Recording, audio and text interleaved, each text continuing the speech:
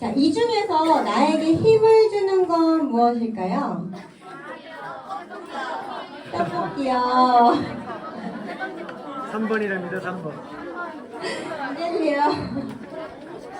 네. 자, 식사는 여러분들 밥을 먹는다는 거는 내 몸을 위한 거예요? 아니면 내 마음을 위한 거예요? 둘 다. 맞아요. 둘 다예요. 내가 아무리 건강한 걸 먹어도 그게 내 마음으로 충족이 되지 않으면 그걸 먹기가 싫겠죠. 그쵸? 그리고 건강하게 먹는다는 건 어떤 의미일까? 이런 거에 대해서 한번 우리가 이야기를 나눠볼게요. 자, 우리 몸은 우리가 먹는 걸로 구성이 돼요. 그래서 두 가지가 있는데요. 이쪽에 있는 것들은 주 영양소라고 해서 에너지원이 되는 것들이에요. 그래서 탄수화물, 단백질, 지방. 그래서 얘네들은 우리 몸을 구성하는 그 세포들을 형성한다거나 호르몬을 만든다거나 아니면은 에너지원으로 우리가 그날 사용해야 되는 연료를 만든다거나 하는 것들이 이 주 영양소고요. 그 다음에 여기는 부영양소라고 해서 비타민, 미네랄, 그리고 수분이 부영양소에 들어가게 됩니다. 비타민, 미네랄 같은 경우에는요, 우리 몸에 주 영양소가 들어왔을 때 제가 혼자서 쪼개지고 에너지원으로 만들어지지가 않아요. 그래서 이거를 부셔주는 애가 필요해요. 그게 비타민이랑 미네랄이 하는 역할이라고 생각하시면 돼요. 자, 그럼 그 내용들을 한번 다 같이 볼게요. 탄수화물, 일단 최우선 에너지 공급원이라고 우리가 그 영양학을 보면 나와 있습니다. 왜냐하면 소화가 좀 다른 주 영양소들보다 좀 빠르고요. 그래서 빠르게 에너지원으로 사용할 수가 있어서 우리가 탄수화물을 최우선 에너지 공급원이라고 얘기를 하고 있고요. 그리고 탄수화물이 충분히 있어야 우리가 단백질을 에너지원으로 쓰지 않고 단백질을 세포 구성, 몸을 구성하는 물질로 충분히 사용을 할 수 있게 만들어줘요. 잠시만요. 그 다음에 뇌나 근육 같이 우리가 에너지를 써야 되는 곳에 정상적인 활동을 할 수 있도록 도와주는 게 바로 탄수화물입니다. 잠시만요.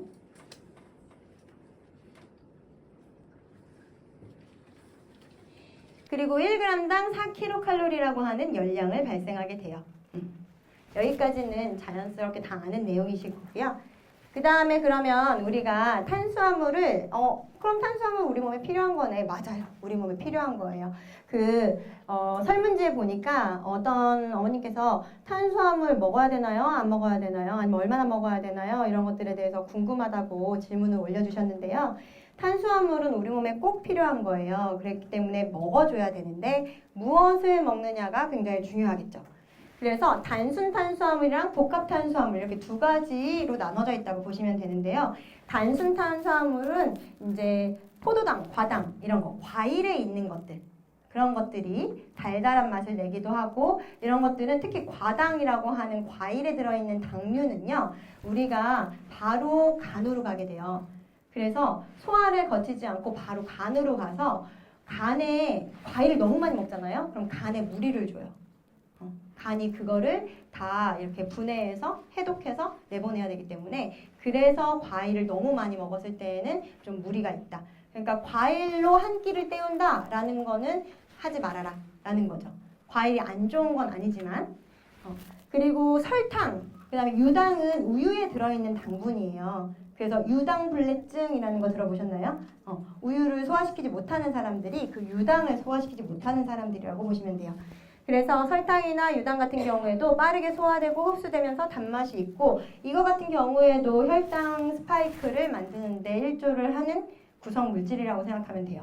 그러면 혈당 스파이크를 안 올리려면 이거를 내가 뭘 먹었을 때 좀 부시는데 오래 걸려야 돼요. 그래야지 혈당 스파이크를 안 쳐요. 근데 부시는 게 오래 걸리지 않고 바로 흡수되는 상태로 들어오게 되잖아요. 그러면은 이제 혈당 스파이크를 치게 된다라고 보시면 되는 거죠. 그래서 우리가 이제 복합 탄수화물류로 식사를 하게 되는데요. 그게 이제 쌀, 감자, 옥수수 같은 우리 구황작물이라고 얘기하는 것들이 있죠. 그런 것들이 이제 여기에 전분에 들어가게 되는 거고요. 천천히 소화가 되고 상대적으로 단당류보다 천천히 소화가 되고 그 다음에 장기적인 에너지원으로 제공이 되는 것들이에요. 그래서 우리가 주식이 쌀인 이유도 이제 그런 것들 때문이기도 하죠. 그리고 식이섬유는 또 두 가지로도 또 나뉘어지게 되는데요. 그 물에 녹냐 안 녹냐에 따라서 이제 식이섬유가 갈리게 돼요. 그래서 이제 통곡물이나 채소 껍질, 채소 과일 등에 이제 식이섬유가 많이 들어있는데요. 식이섬유 자체는 우리 몸에서 소화하거나 분해시킬 수 있는 그 종류가 아니에요. 그래서 그러면 초식동물 같은 경우에는 식이섬유 엄청 많이 먹는데 걔네들은 그럼 어떻게 해요? 라고 생각을 할 수가 있는데 걔네들은 위가 4개예요. 소는 위가 4개죠. 그래서 먹고 이 위로 넘기고 이 위로 넘기고 이 위로 넘겨서 그 식이섬유를 다 분해해가지고 이제 소화시키는 거예요. 그래서 소가 이렇게 튼튼하게 자랄 수가 있는 거거든요. 우리는 그게 안 돼요. 대신에 얘네들은 뭘 해주냐면 장을 통과하면서 배변을 좀 촉진을 시켜주고요. 그 다음에 혈중 콜레스테롤 레벨이나 혈당이 급속도로 올라가는 걸 좀 방지해주는 역할을 한다. 그래서 아이들 식단에 탄수화물 넣을 때는 어머님들께서 좀 다양한 그런 그 탄수화물, 그러니까 뿌리채소들을 사용하시면 좋은데요. 아니면 통곡물. 근데 아이들마다 아까도 얘기했던 것처럼 소화할 수 있는 종류가 있고 소화가 안 되는 종류가 있어요. 그래서 어떤 아이들은 현미밥이 좋다 그래서 현미밥을 먹였는데 현미밥을 소화시키지 못해서 영양성분을 전혀 하나도 흡수시키지 못하고 그냥 변으로 다 내보내는 경우들이 있는 것처럼 뭐가 좋다고 해서 내 아이한테 이게 정답일 거라고 생각하지 마시고 아이가 먹고 속이 편한지 아니면 뭐 아까 그 체크리스트 있었죠? 가스가 차는지 졸음이 쏟아지는지 이런 것들 아니면 더부룩한 느낌이 너무 오래 가면 그거는 썩 좋은 선택이 아니다라는 거예요. 그래서 다양한 것들을 먹여보고 여러분들도 다양한 것들을 먹어보고 그 중에서 내 몸에 좀 편안한 것들을 찾아보세요. 자, 그 다음에 단백질. 단백질은 특히 청소년기에 굉장히 중요한 영양 공급원이라고 생각하시면 돼요. 그래서 세포나 신체 조직을 구성하는 그 성분을 가지고 있기 때문에 사실상 단백질은 에너지원은 아니다 라고 보시면 돼요. 그래서 선생님 뭐 그 다이어트 하면은 근육 빠지지 않아요? 그럼 힘이 없어지고 막 이런 생각을 하는데요. 근육이 그렇게 쉽게 빠지지 않아요, 여러분. 네. 근육은 정말 기아 상태가 돼서 더 이상 지방도 없고 탄수화물도 없어서 에너지원을 쓸 수 없고 더 이상 없을 때 나오는 게 단백질로 에너지원을 쓰는 거예요. 그래서 걱정 안 하셔도 됩니다. 네. 대신에 단백질 공급은 충분히 해주셔야 돼요. 그래서 단백질 뭐 효소의 재료이기도 하고 호르몬의 재료이기도 하고 뭐 여러 면역 기능도 하고 뭐 여러 가지를 하잖아요. 얘도 1g당 4kcal 열량을 발생하지만 열량으로는 별로 쓸모가 없다라고 생각을 하시면 되고요. 그러면 단백질을 몇 그램 먹어야 될까? 이게 사실 좀 주요 포인트거든요. 성장기 어린이들 그리고 성장기 지금 청소년기 학생들 같은 경우에는요.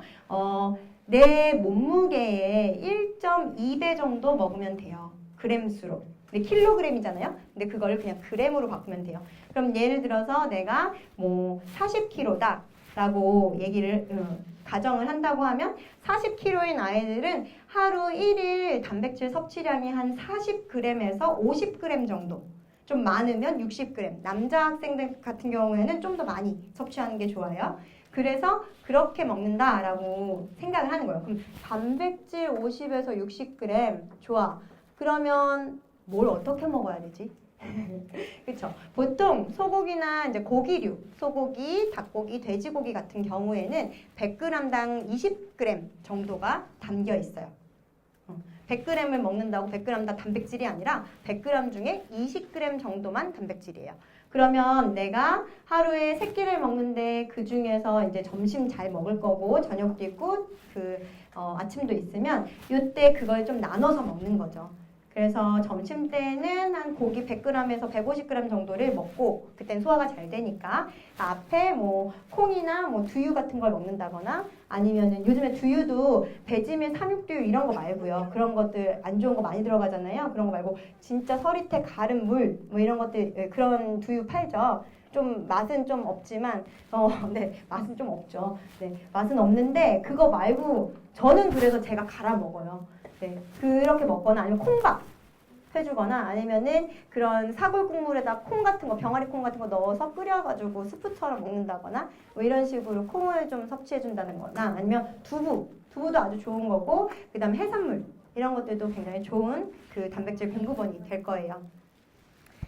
그래서 그 한 40kg를 기준으로 그렇게 얘기를 했으니까 여학생들은 한 50g 정도 먹는다고 생각하시면 되고 이제 남학생들 같은 경우에 60에서 70g 정도 먹는다고 생각하시면 돼요. 자, 그리고 지방은 우리가 약간 기피하는 식재료이기도 한데요. 지방에 대한 안 좋은 이미지 때문에 지방은 내 몸에 있지 않았으면 좋겠어 라는 그런 생각 때문에 우리가 지방을 좀 저지방 우유를 먹는다거나 뭐 이런 식으로 선택을 하는데 사실 지방은요 탄수화물보다 더 에너지 효율이 좋은 에너지원이에요. 왜냐하면 1g당 9kcal를 발생하거든요. 그러니까 조금 1g 있잖아요. 그러면 얘는 2배 더 오랫동안 내가 춤을 출 수 있는 거예요. 그래서 탄수화물 위주로 내가 몸을 사용하는 게 익숙한 사람들은 체력이 빨리 떨어져요. 근데 지방이 내 주 에너지원으로 되어 있는 사람들은 좀 스태미나가 오래 가요. 지구력이 좋아져요. 그렇기 때문에 아이들이 만약에 체력이 딸린다. 근데 얘가 계속 단 거를 찾는다. 아니면은 빨리 음료수를 되게 좋아한다. 포카리 스웨트나 이런 것들 좋아한다.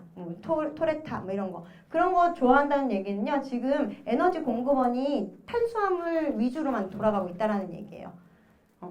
지방은 처음에 에너지원으로 쓰기가 조금 힘들긴 하지만 그게 익숙해지면 훨씬 더 효율적으로 쓰게 되고 그러면 점점 지방이 위주로 돌아가는 몸이 되면 편안해져요. 먹는 거에서. 그래서 지방을 잘 고르는 것도 되게 중요하고요. 또 하나 중요한 건 뭐냐면 우리 몸에 세포가 몇 개 정도 있다고 생각하세요? 여러분들 내 몸의 세포가 우리가 엄마 아빠가 이렇게 우리를 딱 만들었을 때 세포 하나로 시작했거든요. 세포 하나가 이렇게 큰 뇌가 됐어요. 그러면 몇 개 정도 있을까요? 우리 몸에. 몇 개? 몇 개 정도 있을까요? 1000개? 10,000개? 1억 개? 성인을 기준으로 남자는 36조 개의 세포가 있고요. 그리고 여자를 기준으로 28조 개의 세포가 있어요. 아이들은 아직 그거보다는 좀 적어요. 한 20조 개 정도 있다고 생각하시면 돼요. 그러다 보니까 이 모든 세포의 세포막, 그 동그란 세포 있죠? 그 세포의 겉 부분을 담당하는 게 지방이에요. 그래서 우리가 지방이 부족하잖아요. 그럼 세포막이 균열이 생겨요. 그러면서 눈도 안 좋아지고 그다음에 세포 자체의 그 건강이 안 좋아지기 때문에 지방을 우리가 안 먹으면 더 우리 몸의 건강이 안 좋아지는 거예요. 얼굴도 푸석푸석해지고 그 피부도 처지고. 자, 그래서 그리고 체온 유지랑 장기 보호를 해주는 역할을 하죠. 그래서 자.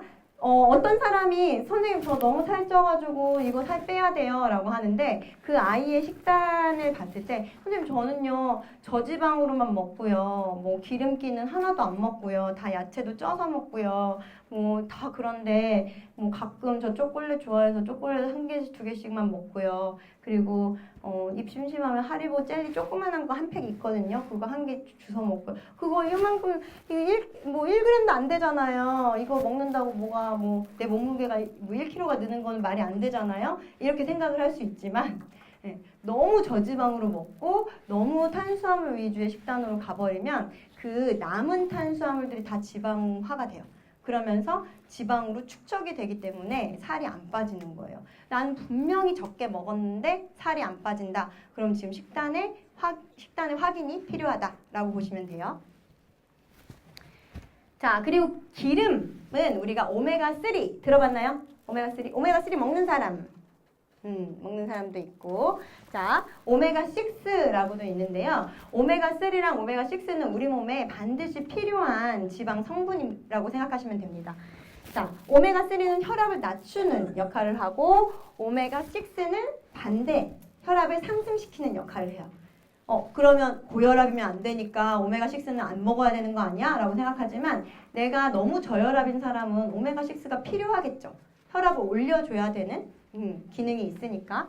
그 다음에 혈액 응고를 저해하는 효과. 그래서 뭐 혈관에 뭐 혈전이 쌓였다거나 혈관이 막혔다거나 하면 오메가3를 많이 먹었을 때 혈액이 훨씬 더 잘 돌아다니게 순환이 훨씬 좋아진다라고 볼 수 있는데요. 우리가 다쳤을 때 피가 응고되지 않으면 어떻게 해요? 지혈이 되지 않으면 계속 흘러서 큰일 나겠죠. 그렇기 때문에 오메가6도 되게 중요한 역할을 하는 거예요. 혈액을 응고시키는 역할을 하거든요. 지혈의 효과가 있는 거예요. 그 다음에 항산화제 역할을 하고 콜레스테롤을 산화시킨다라고 해서 이제 각각의 역할이 있는데 우리는 이건 좋은 거, 이건 나쁜 거라고 얘기를 해요. 근데 그게 아니다. 둘 다 우리한테는 필요한데 그 비율이 중요한 거예요. 그래서 이상적인 비율은 1대1 비율이나 1대4 비율로 우리가 섭취를 하는 게 좋은데 문제는 우리가 사용하는 많은 기름에 오메가3의 그 분포보다 비율보다 오메가6의 비율이 훨씬 높기 때문에 그래요. 그래서 아까 제가 무슨 기름 쓰냐고 물어본 거였거든요. 그래서 까놀라유, 포도씨유, 해바라기 씨유, 뭐 콩기름, 그냥 식용유, 그쵸? 이런 씨앗류에서 나오는 기름들 같은 경우에는요, 오메가6 비율이 너무너무 높아요.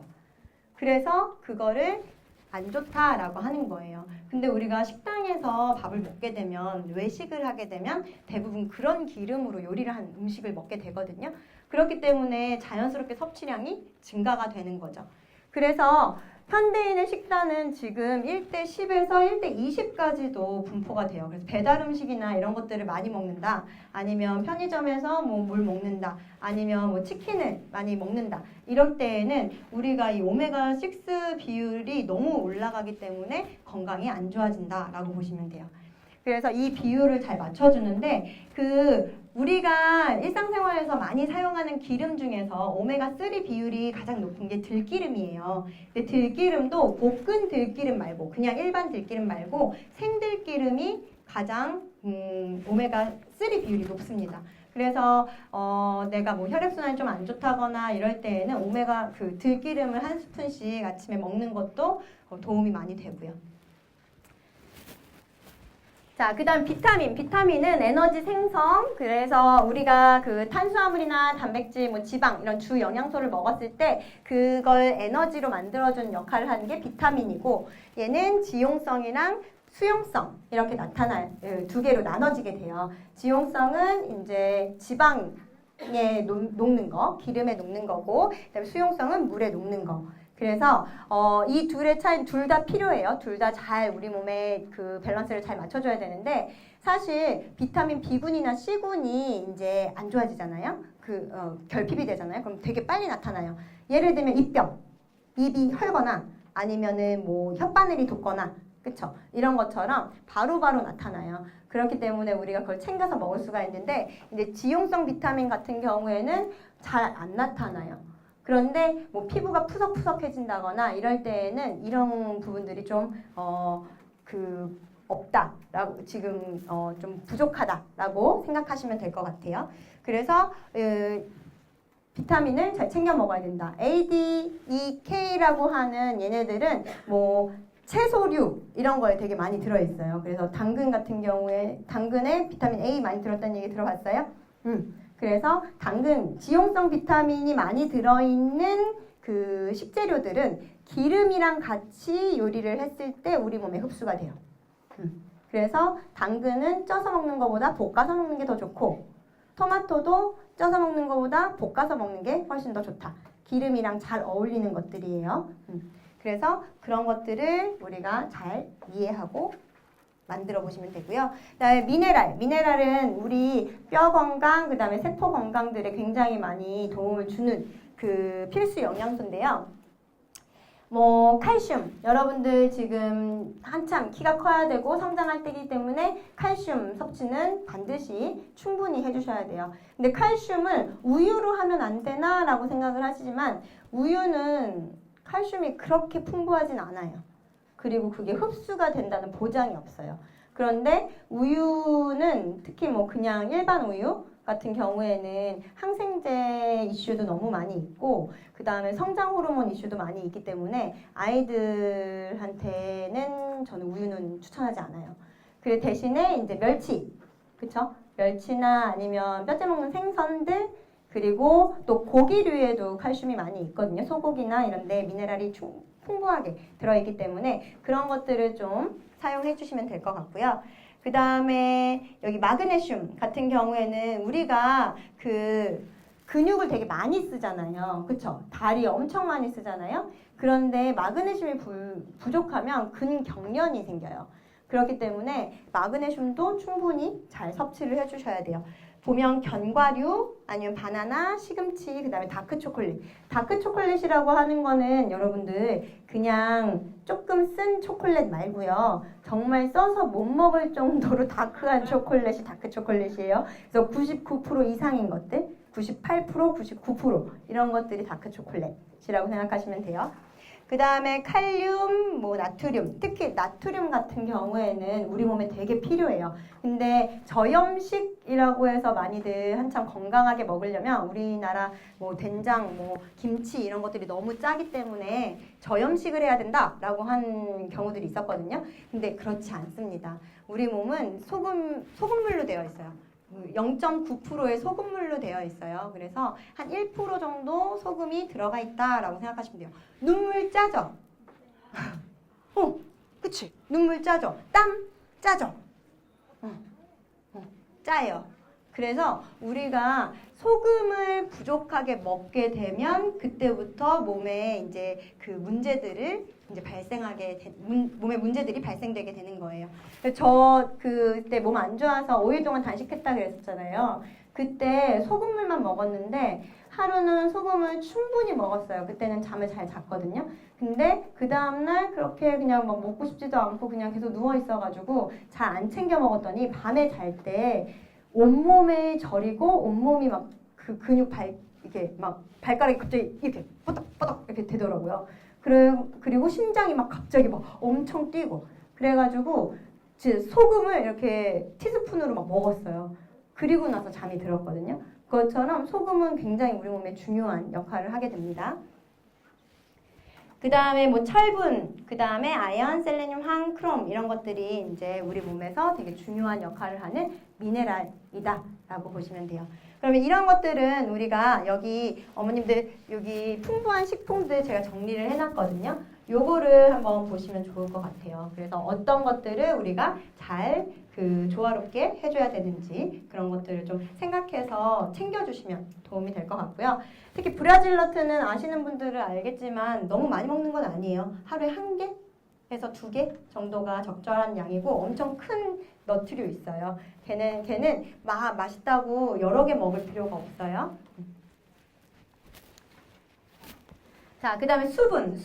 우리 몸을 많이 사용하기 때문에 땀도 많이 흘리고 수분이 굉장히 중요한데요. 수분은 우리가 그냥 많이 마신다고 흡수되지 않아요. 세포가 수분을 머금어야 되거든요. 그러려면 세포한테 똑똑 노크를 하고 문 열어줘, 나 물이야, 들어갈게 해야 되는데 이게 물을 안만 들이부어도 그 문을 안 열어주면 우리 몸이 수분 부족 현상이 생기는 거예요. 그러면 수분이 들어가기 위해서 수분에는 이런 여러 가지 효과들이 있는데 수분이 들어가기 위해서 반드시 필요한 조건이 있어요. 그게 바로 햇빛쬐기예요. 비타민 D가 부족하게 되면 그 수문이라고 하는 세포가 수분을 받아들이는 그 문을 안 열어줘요. 그 문의 이름이 아쿠아포린이라는 거거든요. 근데 아쿠아포린이 형성이 돼야지 문을 열어줘요. 근데 아쿠아포린이라는 그 효소가 활성화가 되려면 비타민 D가 필요하거든요. 근데 비타민 D는 햇빛으로 우리가 받을 수가 있어요. 그래서 여러분들이 너무 햇빛 야외 활동 안 하고 막 선크림 너무 많이 바르고 양산 쓰고 다니고 막 긴팔 입고 다니고 다 가리고 다니잖아요. 그러면 잠도 잘 못 자고 뼈도 안 튼튼해지고 수분도 우리 몸에 들어가지가 않아요. 그래서 반드시 햇빛을 쬐어줘야 된다라고 기억해 주세요. 자, 그 다음에 파이토케미컬 혹시 들어보셨나요? 파이토케미컬은 색깔마다 왜 안토시아닌, 뭐 퀘르세틴, 뭐 아니면 라이코펜, 뭐 케루틴 뭐 이런 것처럼 색깔별로 그 채소나 과일들 예쁜 색깔들 있잖아요. 그 색깔별로 영양소들이 굉장히 풍부하다라는 거예요. 그래서 뭐 자두, 딸기, 적포도, 키위, 건포도 뭐 이런 식으로 이렇게 다양한 식품들에 여러 가지 그 화학 그 성분들이 들어가 있는데 이런 것들이 뭘 해주는 거냐면 우리 몸이 지치지 않게 도와주는 거예요. 항산화라고 한다고 하면 그게 뭐야? 맨날 항산화래, 뭐 항노화래, 뭐 이렇게 얘기하는데 우리 몸이 지치지 않게 도와주는 성분들이라고 생각하시면 돼요. 그래서 과일이랑 채소를 골고루 잘 섭취해 주시는 게 중요하다. 자, 그러면 요런 막 이렇게 색깔이 다양한 음식이 있고요. 이렇게 먹음직스럽게 감자튀김이랑 치킨이랑 이렇게 있는 그 햄버거가 있어요. 뭐가 진짜 음식일까요? 둘 다 진짜 음식이고, 그쵸? 내가 먹는 거니까. 둘 다 진짜 음식이야. 맞아. 둘 다 진짜 음식일까요? 근데 우리는 이제 먹을 때 그걸 생각해 봐야 되는 거예요. 이게 칼로리만 있는 음식이냐 아니면 영양소가 있는 음식이냐, 그거를 우리는 영양 밀도라고 얘기를 하는데요. 그래서 같은 양의 조건에 영양소가 얼마만큼 잘 오밀조밀 들어가 있느냐인 거예요. 근데 자, 지금 여기 보면 여기에도 뭐 고기도 있고 뭐 채소도 있고 뭐 탄수화물도 있고 여러 가지가 있어요. 그런데 얘는 지금 다양한 그 채소들과 고기, 그 다음에 탄수화물로 이루어져 있으면서 영양 밀도 자체가 좀 높아요. 그러니까 뭐 그 안에 비타민, 미네랄, 뭐 파이토케미컬, 그 다음에 단백질, 그 지방 뭐 이런 것들이 다 들어있는 식단이라고 보시면 되고요. 그래서 다양한 영양소를 함유하고 있고 색깔도 되게 다채로워요.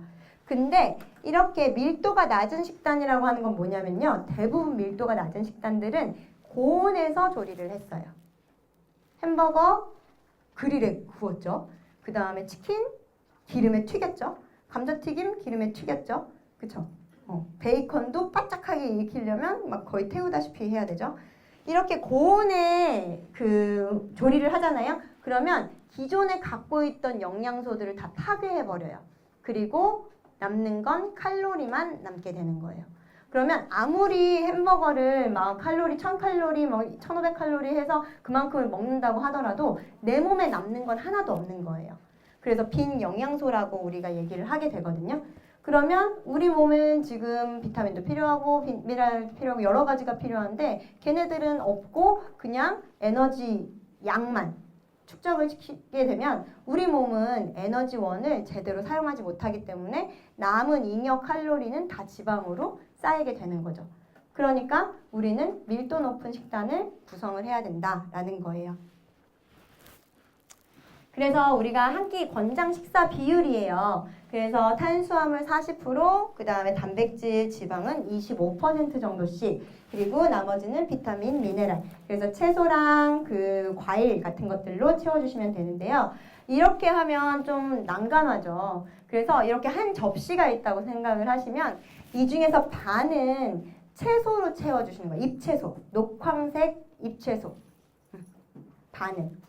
그래서 뭐 거기에 뭐 브로콜리, 양배추, 뭐 양파, 당근 말고 양파, 뭐 그다음에 뭐 토마토, 뭐 등등등 여러 가지 가지, 요즘에 가지랑 호박 이런 것들이 제철이잖아요. 그런 것들로 이제 채워주시고, 그 다음에 잎채소를 충분히 채워주시는데, 잎채소도 생채소 먹었을 때 이제 속이 안 좋으면 볶아주시면 돼요. 케일 같은 거 소화 못하는 사람들 많거든요. 케일 같은 것도 그 올리브오일 두르시고 그 잘게 채 썰어가지고 막 볶으시면서 생강 조금이랑 멸치 액젓으로 간을 해가지고 뭐 바지락살 이런 거 넣어서 해줘도 되게 맛있고요. 아니면 그냥 그렇게 소금이랑 해가지고 볶아가지고 넣어주는 것만으로도 되게 감칠맛이 나는 거거든요. 그래서 그렇게 그 녹황색 채소로 이 반을 채워주시고, 그 다음에 그 중에 한 3분의 1은 탄수화물, 그래서 당근,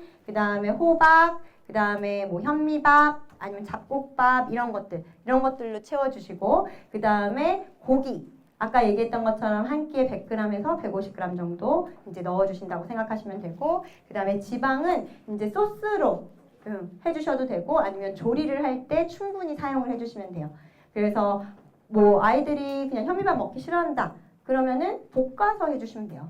거기에다가 다양한 뭐 버섯이나 뭐 이런 채소들을 넣고 볶음밥으로 맛있게 해주시면 고기랑 먹을 때 맛있거든요. 그러면 지방도 우리가 그걸 충족시킬 수 있고, 그렇게 해서 식단을 구성해 주시고 적절한 물을 공급해 준다라고 보시면 돼요. 자, 건강한 식사의 3요소는 맛, 영양, 마음 셋 다 챙기셔야 됩니다. 그래서 저 어릴 때 다이어트 하면 엄마나 친구 엄마가, 저희 친구 엄마 중에 진짜 감자를 너무 잘 삶으시는 분이 있으셨어요. 그래서 그 감자만 싸우면 막 애들 들러붙어서 다 먹었는데, 그것처럼 옛날에는 진짜 다이어트 한다 그러면 감자, 고구마도 잘 안 줬어. 고구마 달다고. 감자에다가 뭐 채소 조금 막 이렇게 주셨었거든요. 근데 그게 아무리 맛있어도 그거 하루 3끼 뭐 1년 365일 못 먹어요. 맛이 있어야 먹지. 그리고 그게 맛이 있어야 찾게 되잖아요. 그래서 어머님들께서 이 맛있는 거에 대한, 맛있는데 건강하게 맛있는 거를 좀 고민을 해보시면 좋을 것 같아요. 그래서 저 같은 경우에는 이제 저는 양식을 되게 좋아하거든요. 파스타 뭐 이런 것들, 그런 거 되게 좋아하는데, 그 이탈리안 음식들 되게 좋아하는데, 그래서 이탈리안 음식들 잘 조리법들 찾아보면 굉장히 건강하게 조리할 수 있어요. 그래서 뭐 라구 소스 같은 경우에도 한솥 뿌려놓은 다음에 이게 국자식 퍼가지고 그냥 밥이랑 같이 먹는다거나 하면서 하면, 그 그냥 마녀 스프라고 하면 애들이 잘 안 먹거든요. 그쵸? 마녀 스프 먹어봤어요? 안 먹어봤어요. 마녀 스프는 좀 고기 양이 조금 적어요. 그래서 좀 맛이 없을 수 있어요. 근데 이제 다진 고기를 듬뿍 넣어가지고 조금 더 국물보다 조금 자작하게 끓여주시잖아요. 그러면 굉장히 맛있게 먹을 수 있는데, 그거는 혈당도 올리지 않고, 그리고 아이들한테 필요한 영양소들이 잘 녹아있기 때문에 그런 것들도 좋고요. 그다음에 요즘에 페스토 같은 것들도 많이 우리가 시중에서 구할 수 있는데, 페스토도 좋은 엑스트라 버진 올리브 오일로 구할 수가 있으니까 그런 것들을 사용하시는 것도 도움이 많이 되고요. 그래서 영양 같은 경우에는요, 거기 핸드아웃에 보시면 제가 매일 먹어야 하는 식재료 12가지를 쭉 리스트업을 해놓은 게 있거든요. 그래서 거기에서 물론 12가지를 매일매일 다 섭취하지는 못할 수 있어요. 그런데 거기에서 최대한 많은 양을 우리가 체크해서 점심 때 요거 넣었으니까 뭐 저녁에는 이렇게 해서 스무디 갈아줘야겠다 뭐 이런 식으로 그런 것들을 좀 체크리스트로 보시라고 제가 넣어드렸거든요. 특히 양송이 버섯 있잖아요. 갈색 양송이 버섯. 갈색 양송이 버섯은 애들이 감기 기운이 있다거나 컨디션이 좀 떨어졌을 때 그거를 양파랑 같이 볶아가지고 물 넣고, 그냥 다른 거 넣지 마시고 물 넣고, 물 자작하게 넣고 푹 끓여가지고 갈아서 주시면 양송이 스프가 되거든요. 근데 그게 유제품이 전혀 안 들어가도 맛있어요. 그래서 그렇게 끓여주시면 항염 효과가 굉장히 뛰어납니다. 그래서 저는 제 몸이 컨디션이 안 좋으면 양송이 스프나 아니면은 이제 브로콜리 스프, 이렇게 브로콜리 스프도 똑같아요. 소금이랑 양파랑 그다음에 브로콜리 볶다가 충분히 익었으면 물 붓고 한번 푹 끓이고 갈아서 그냥 먹어요. 근데 그러면 진짜 금방 그 회복이 되는 요리라고 생각하시면 돼요. 그리고 아이들이 뭘 원하는지도 한번 어머님들께서 확인을 해주시면 좋아요. 아이들이랑 대화를 좀 더 많이 하고, 여러분들도 엄마하고 대화를 많이 하면서 엄마 나는 그때 해줬던 거 이거는 진짜 맛없어서 못 먹겠어. 엄마 나 그거 진짜 싫다고 몇 번을 말해. 이렇게 솔직하게 얘기해 주셔야 돼요. 엄마 몰라요. 그냥 건강한 거니까 먹어라 이러는 거지. 그렇기 때문에 여러분들의 의견을 어머님한테 잘 얘기를 해줘야지 적극 반영을 해주실 수 있다라는 거. 자, 그러면 지금 빠르게 좀 진행을 해볼 텐데요. 그럼 우리가 제일 중요한 게 삶에 녹이는 거예요. 지금 이렇게 배웠죠? 여러분들 선생님한테 얘기 막 웃으면서 듣고 재밌었어요. 그런데 이게 내 일상에 녹아지지 않잖아요? 그러면 변하는 건 하나도 없어요. 그렇기 때문에 제일 중요한 게 실천하는 거예요. 그럼 여러분들이 실천할 수 있는 것부터 한번 볼게요. 여러분들은 하루 한 끼를 한번 집중해서 먹어보세요. 막 빠르게 그냥 해치우듯이 먹는 게 아니라 이거는 무슨 맛이지? 이거는 이렇게 먹으니까 맛있네 이러면서 한번 집중해서 먹어보는 거를 하루에 한 번 정도 해보고, 그 다음에 나만의 속 편한 메뉴를 좀 찾아보세요. 가스 안 차는 거, 졸음 안 오는 거 이런 것들, 그쵸? 더부룩하지 않은 거 이런 것들을 챙겨보고, 그 다음에 식사할 때 핸드폰 내려놓기, 밥 먹을 때 전화기, 이거 진짜 어렵죠? 근데 같이 친구랑 먹을 때는 사실 핸드폰 잘 안 보잖아요. 그것처럼 내가 혼자서 밥을 먹을 때에도 핸드폰을 친구처럼 두지 마시고 그냥 나한테 집중하면서 나하고 먹는 밥을 소중해. 핸드폰 소중해. 자, 그렇지만 잠시 내려놓아도 그 친구도 잠시 혼자 있고 싶을 수 있어요. 네, 그래서 잠깐 내려놓는 것도 되게 좋아요. 그 다음에 원재료명. 여러분들이 항상 엄마가 싸주는 도시락만 먹는 건 말이 돼요, 안 돼요? 안 되죠. 우리 사 먹어야 돼요. 그쵸? 그럴 때 여러분들이 쉽게 지킬 수 있는 방법을 하나 알려드릴 거고요. 그 다음에 먹기 전에 내가 이게 왜 먹고 싶지? 친구들이랑 같이 어울리고 싶어서 먹고 싶나? 아니면 나 진짜 배가 고픈가? 아니면 아까 얘기했던 것처럼 내가 요즘에 사랑이 부족한가? 나 요즘 스트레스가 너무 많이 받고 있나? 이런 것들을 한번 고민해보는 것도 도움이 될 것 같아요.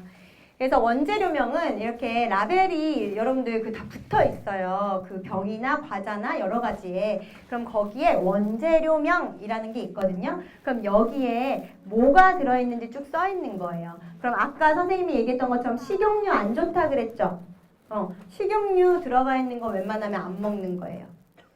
탐유 뭐 이런 것들. 그런 거는 안 먹는 거. 그 다음에 이제 우리나라 거 아니고 외국 거는 어떤 게 들어왔는지 잘 모르기 때문에 외국산 말고 국내산 위주로 우리가 찾는 거. 그리고 알 수 없는 뭐 토코페롤 뭐 이런 것들이 막 들어가 있잖아요. 그러면 웬만하면 내가 잘 모르는 게 5개 이상 있다. 그러면 먹지 않기. 그래서 한번 쭉 훑어봐요. 그럼 선생님 먹을 게 없는데요? 그럴 수 있어요. 네, 근데 잘 찾아보면 먹을 게 많아요. 자, 그 다음에 어머님, 아버님께서 해주실 수 있는 거는 아이의 컨디션을 물어봐 주시는 거예요. 그날 아침에 오늘 잘 잤어? 오늘 컨디션 어때? 이렇게. 그거를 여러분들은 어떻게 해요? 귀찮아하지 말고 엄마한테 솔직하게 얘기를 해주면 돼요.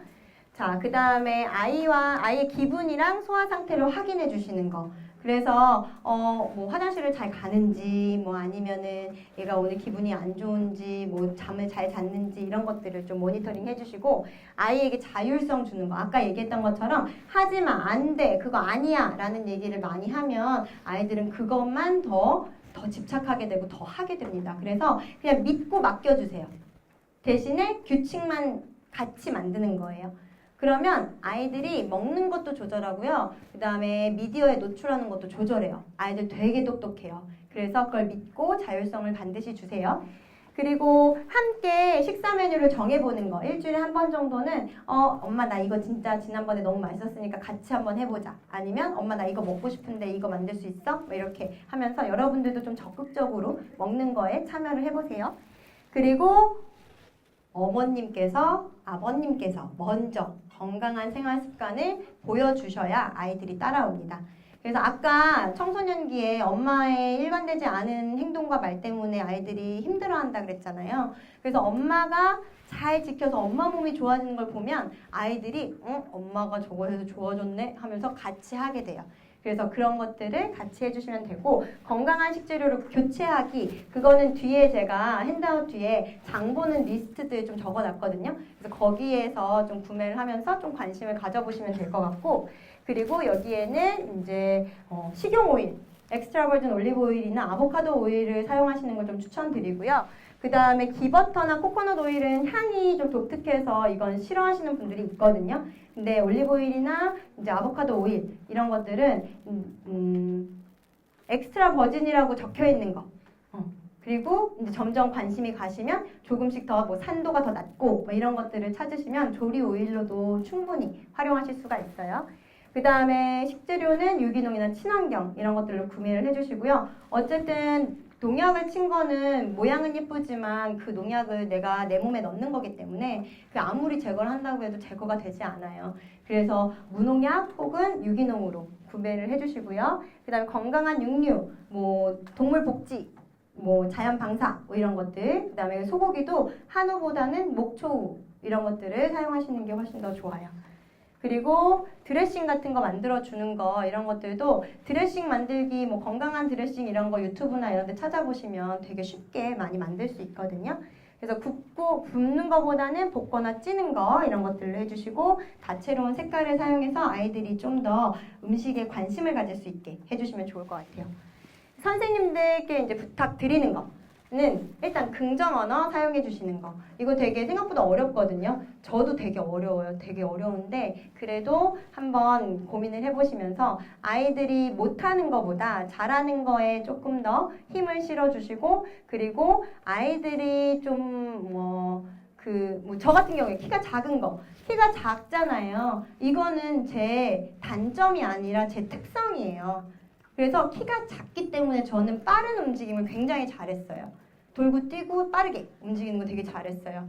근데 저하고 같은 학년에 키 크고 긴 애는 빠른 거 계속 반박자씩 늦어요. 너무 길어. 머리에서부터 손끝으로 보내는 데까지 나보다 느려. 그래가지고 걔는 느렸어요. 그러니까 이거는 단점, 장점이 아니라 이 아이의 특성이다 라고 생각을 해주시면 좋을 것 같아요.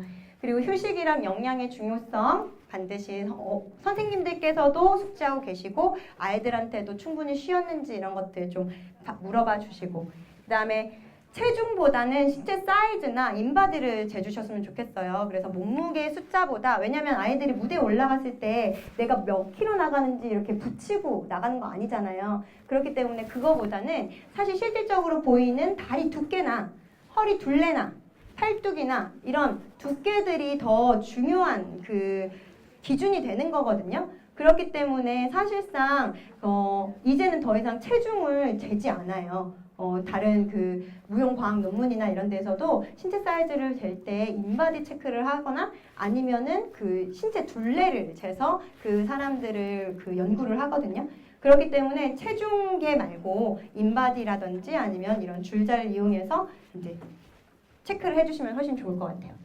그 다음에 학생과 함께 목표를 정하는 것도 되게 도움이 되고요. 그래서 학생들이 적극적으로 자기의 그 목표라든지 목표 설정이라든지 이런 거에 개입될 수 있도록 해주시는 거. 그 다음에 체형 지적보다는 그러니까 저한테 뭐 유영이 너는 키도 작고 뭐 어쩌고저쩌고 이런 얘기 암만 해도 내가 어떻게 이걸 늘릴 수가 없는 거고 하는데 그 얘기를 계속 듣는 거는 조금 힘이 빠지거든요. 그러니까 그 아이가 어떤 식으로 어떤 방향으로 가야 되는지 이런 것들을 좀 지도해 주시면 좋을 것 같아요. 자, 마지막 슬라이드인데요. 딱 하시네요. 자, 지금 운전자하고 내비게이션 이렇게 제가 그려놨어요. 그쵸? 자, 운전자는요, 우리 학생들이에요. 이 차를 운전하는 사람은 학생들. 그리고 옆에 조수석에 앉아 계신 분은 부모님들이에요. 그리고 이렇게 지도 쭉 있어서 여기 목적지에 서 계시는 분은 선생님이세요. 그래서 각자의 역할이 있는 거예요. 운전자가 아직 미숙하죠? 청소년기니까. 그러니까 옆에 엄마가 앉아서 너 지금 졸려? 너 지금 배고파? 화장실 갈래? 휴게소 쉴까? 아니면 여기서 잠깐 쉬었다 갈까? 아니면 뭐 고속도로 가는 거 힘들면 국도로 갈까? 이런 것들을 해주는 게 엄마의 역할. 학부모님의 역할, 옆에 조력자의 역할. 그리고 본인은 그런 질문을 듣고 나는 그냥 이대로 갈래. 아니면 엄마 나 좀 쉬고 싶어 하면 같이. 그런 선택을 하는 건 우리 아이들의 몫. 그럼 선생님은 뭘 해주는 역할이냐면 선생님은 목적지에서 아이들을 기다려주는 역할이에요.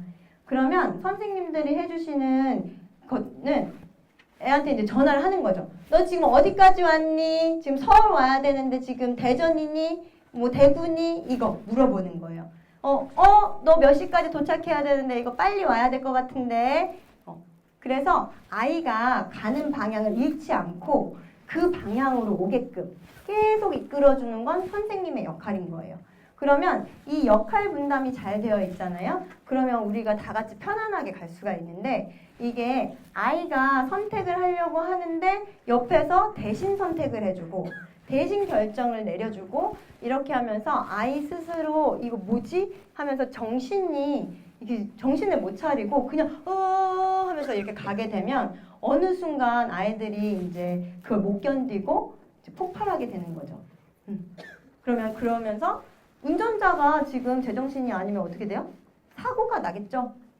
그래서 우리는 조력자도 필요하고 그리고 앞에서 지도해 주시는, 이끌어 주시는 리더도 필요한 거예요. 그래서 이렇게 우리가 다 같이 각자의 역할을 잘 수행해 주시면 아이들이 앞으로 건강하게 10년, 20년 계속 무용을 하면서 되게 멋진 무용수, 예술가로 자라나게 될 것 같아요. 감사합니다.